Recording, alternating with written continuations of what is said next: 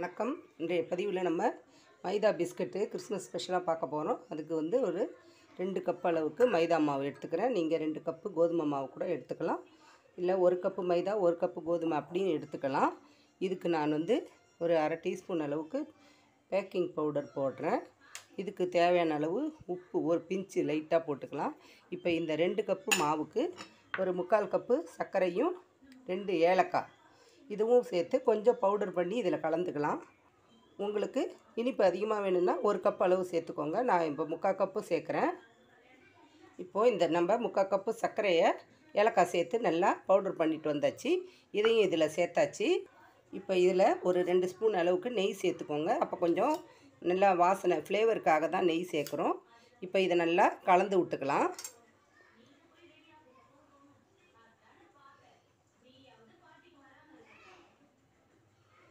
நல்லா கைகளால் கூட நல்லா கலந்து பிசைஞ்சி நெய், சால்ட்டு, சுகர் பவுடரு இதெல்லாம் சேர்த்து ஏலக்காய் பொடி எல்லாம் சேர்த்து கலந்து விட்டுட்டு அதுக்கப்புறமா நம்ம கொஞ்சம் கொஞ்சமாக தண்ணி ஊற்றி பிசைஞ்சிக்கலாம். இப்போ இதில் கொஞ்சம் கொஞ்சமாக தண்ணி சேர்த்து கொஞ்சம் டைட்டான பக்குவத்துக்கு மாவு பிசைஞ்சிக்கலாம். இந்த மாதிரி நல்லா டைட்டாக மாவை வந்து பிசைஞ்சி வச்சுக்கலாம். இந்த மாதிரி நல்லா டைட்டாக மாவு பிசைஞ்சிட்டு கொஞ்சமாக நெய் தடவிட்டு வச்சுருக்கேன். இது ஒரு 20 நிமிஷம் அளவுக்கு ஊறட்டும், அப்புறம் பார்க்கலாம்.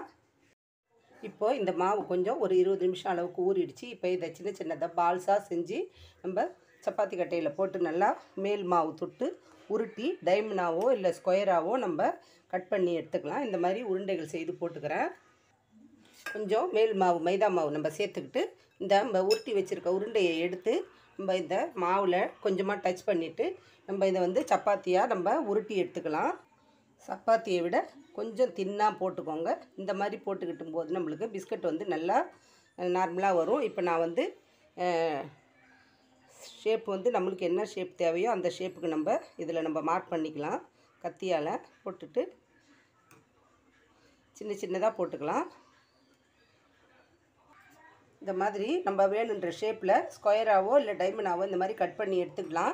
இதே மாதிரி எல்லாமே நம்ம உருட்டி எடுத்துக்கலாம்.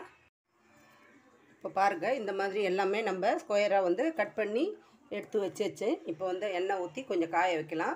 எண்ணெய் சூடாகிடுச்சான்னு முதல்ல ஒரு பீஸ் போட்டு செக் பண்ணலாம். இப்போ இதை எடுத்துட்டோன்னா நம்மளுக்கு எண்ணெய் காஞ்சிடுச்சு, சரியான பதத்தில் இருக்குது. இப்போ போட்ட உடனே மேலே எழும்பி வரும் பாருங்கள்.